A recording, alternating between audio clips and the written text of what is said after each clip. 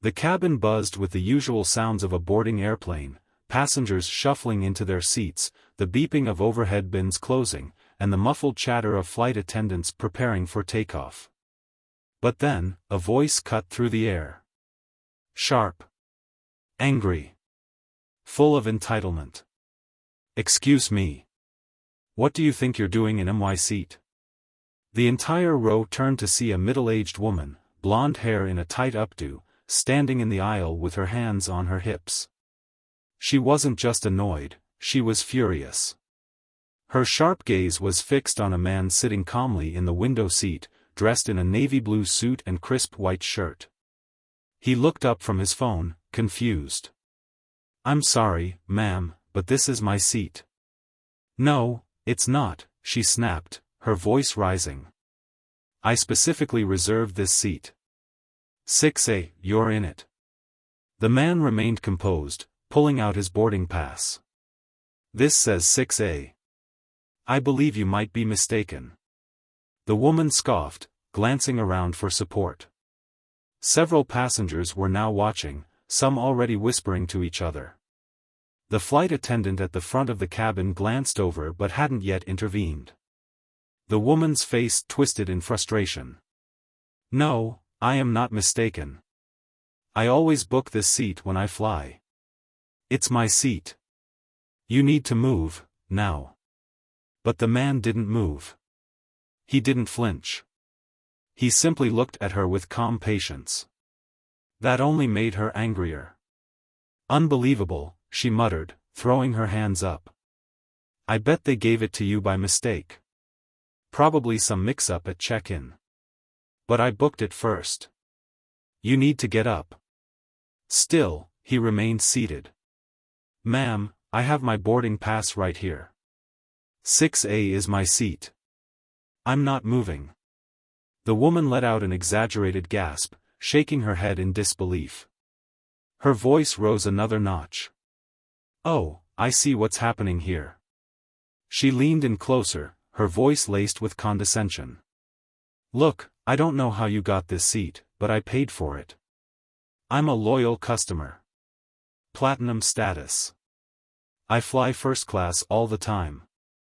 You probably got some last-minute upgrade or some comp ticket. But this isn't right. People like me get priority.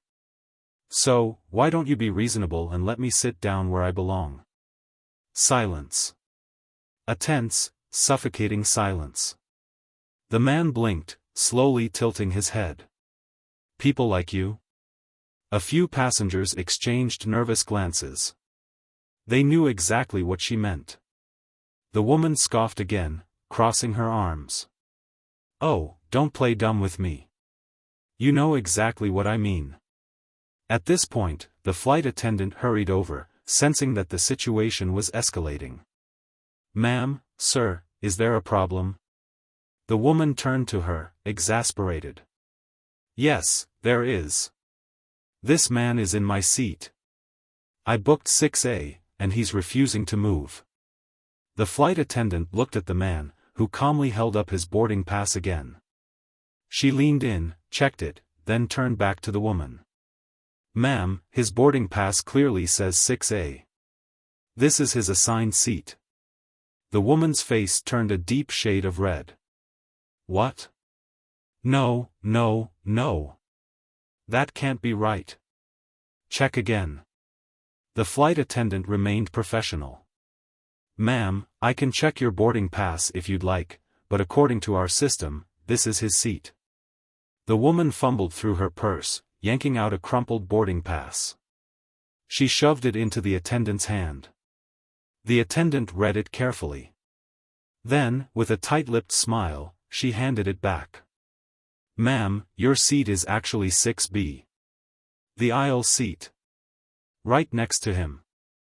The woman's eyes widened. She snatched the paper back, staring at it like it had betrayed her. "No, no, that's not possible." But it was. And everyone around her knew it. An awkward silence stretched between them. Then, instead of apologizing, she did the unthinkable. "You know what? I don't care if I'm in 6B. I refuse to sit next to him. Gasps rippled through the cabin. A few passengers shook their heads in disgust. The flight attendant's smile vanished, replaced by a look of firm authority. Ma'am, I need you to take your seat so we can begin takeoff.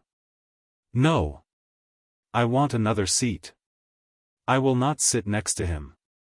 The man exhaled, closing his eyes briefly before reopening them with the same calm expression. But there was something new in his gaze. Something sharper. A quiet, controlled power. The flight attendant inhaled deeply, clearly running out of patience. Ma'am, there are no other available seats. You will need to sit down, or I will have to notify the captain. The woman huffed, looking around for support. But the passengers who had been watching weren't on her side. Some had their phones out. Others were whispering in disapproval. She was losing this battle.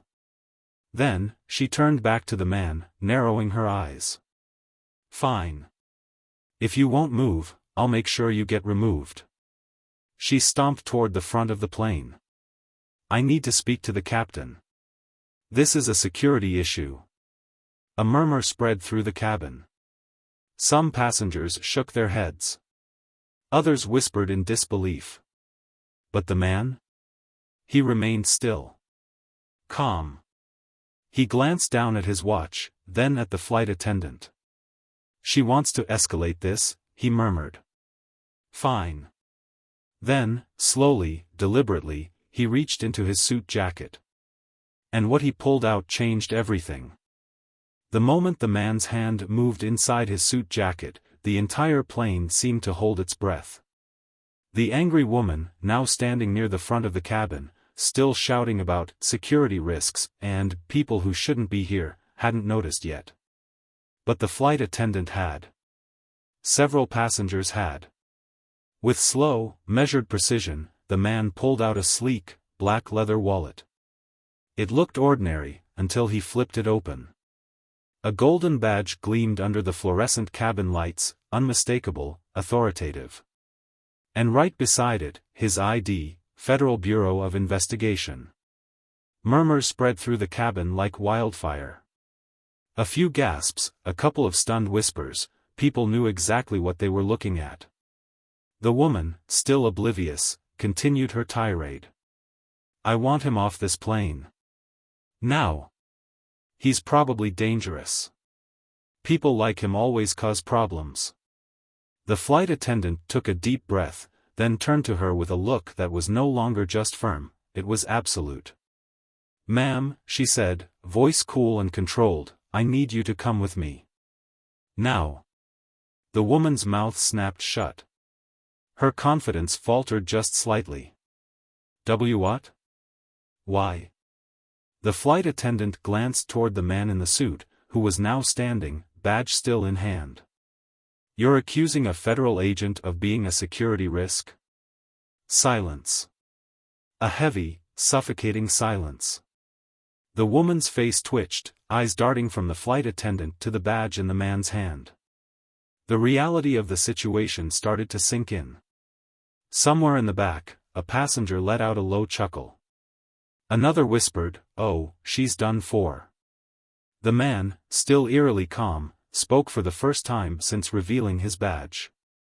"Ma'am," he said, his voice deep, authoritative, the kind that made people listen. "I've been patient. I've let you insult me, accuse me, demand I leave a seat that is rightfully mine. But now, you're trying to escalate this to a security issue, over what? Because you don't want to sit next to me?" The woman's lips parted as if she wanted to argue, but no words came out. The agent took a slow step toward her, his badge still held up. "You understand that making false security accusations on an aircraft is a federal offense, right?" The color drained from the woman's face. "You also understand," he continued, "that interfering with a flight crew's ability to do their job is another federal offense?" Passengers were whispering now, some even recording. The flight attendant folded her arms, her earlier patience completely gone. "Sir," she said, turning to the agent, "Would you like to press charges?" The woman nearly collapsed. "See charges?"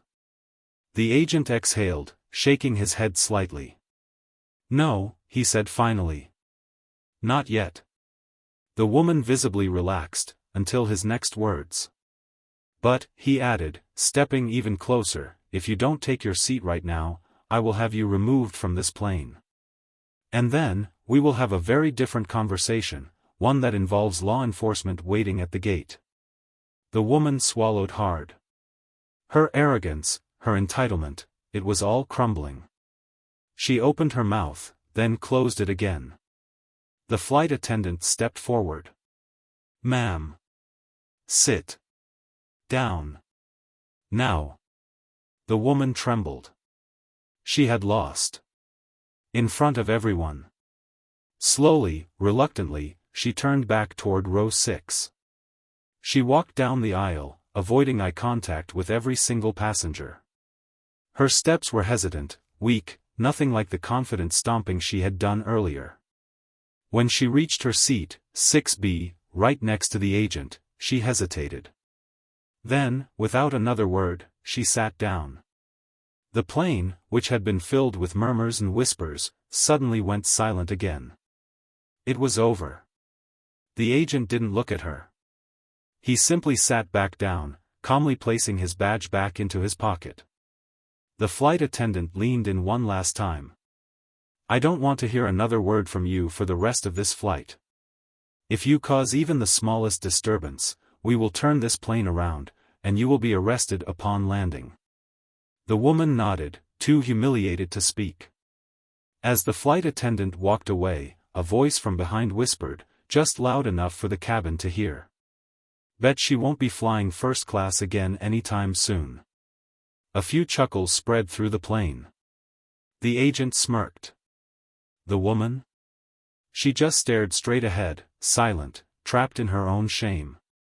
The tension inside the airplane cabin was suffocating.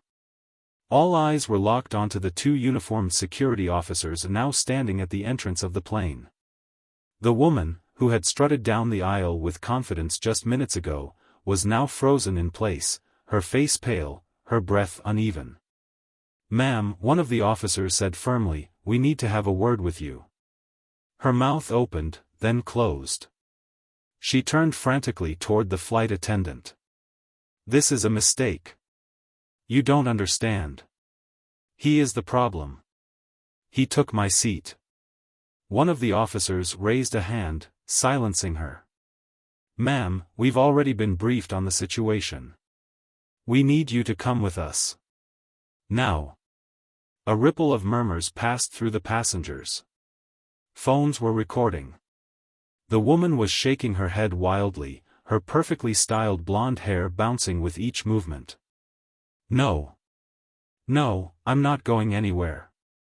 I paid for my ticket. I belong on this plane."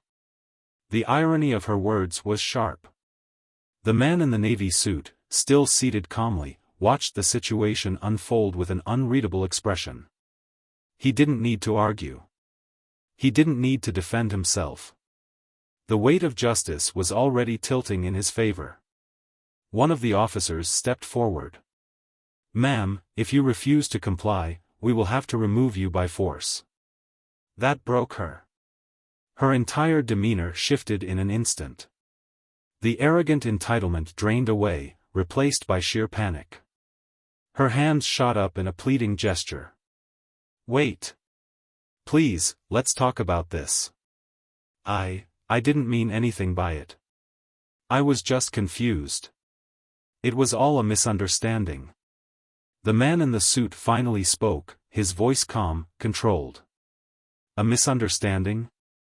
You loudly and publicly tried to have me removed from this flight because you didn't want to sit next to me. That wasn't confusion, ma'am. That was a choice." A hush fell over the plane. The weight of his words settled over the cabin like a heavy fog. The woman's eyes darted around, desperately searching for an ally. A sympathetic face. But there were none.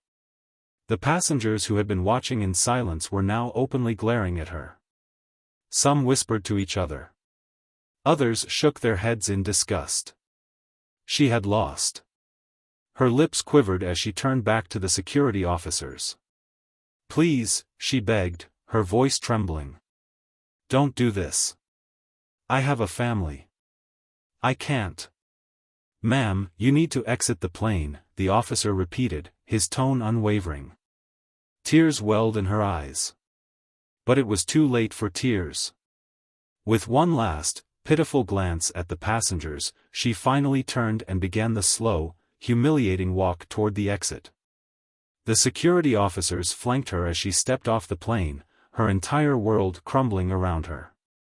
The moment she was gone, the tension in the cabin evaporated like a storm passing overhead. A few passengers clapped. Others sighed in relief. The flight attendant let out a breath before turning to the man in the navy suit. "Sir, I sincerely apologize for what you had to experience." The man gave a small nod. "I appreciate that." She hesitated before adding, "If you'd like to file an official complaint, we can." He raised a hand, stopping her. "No need. It's handled." Because it was. There was no need for revenge. No need for drawn-out consequences. The woman had already faced the worst punishment possible, public humiliation and the undeniable proof that she wasn't as powerful as she thought she was. As the plane prepared for takeoff, the passengers around him gave small nods of respect. A few even whispered words of support. And the man in the navy suit? He simply turned toward the window, gazing out at the sky, knowing that justice had already been served.